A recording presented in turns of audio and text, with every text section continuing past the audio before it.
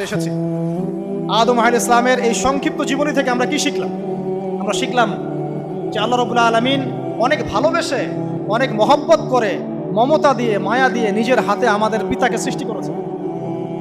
এক, দুই, আমাদের পিতাকে আল্লাহ রাব্বুল আলামিন তার পক্ষ থেকে জ্ঞান শিক্ষা দিয়েছেন।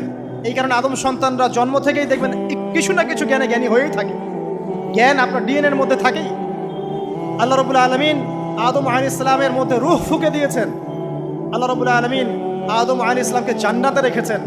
আল্লাহ রাব্বুল আলামিন গাছের কাছে যাওয়ার পরেও তওবা ইস্তেগফারের মধ্য দিয়ে তাকে মাফও করে দিয়েছেন।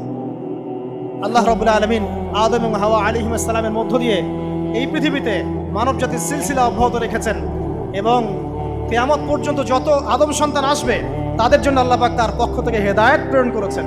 এক যুগে তাওরাত এসেছে, কখনো জাবুর, কখনো ইনজিল, কখনো কোরআন, সর্বশেষ টেস্টামেন্ট হিসেবে কোরআন এসেছে।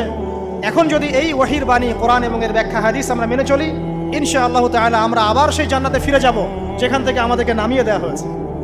আর যদি আমরা কোরআন এবং হাদিস বা আল্লাহর ওহীর পরোয়া না করি, এর আলোকে জীবন না করি, তাহলে ওই ইবলিসের সাথেই আমাদেরকে জাহান্নামে থাকতে হবে। নাউযুবিল্লাহ। আল্লাহ রাব্বুল আলামিন আমাদের সবাইকে কোরআন এবং সুন্নাহ আল্লাহর ওহী মেনে চলার তৌফিক দান করুন এবং ইবলিসের খপ্পর থেকে আল্লাহ পাক আমাদেরকে বাঁচিয়ে রাখুন।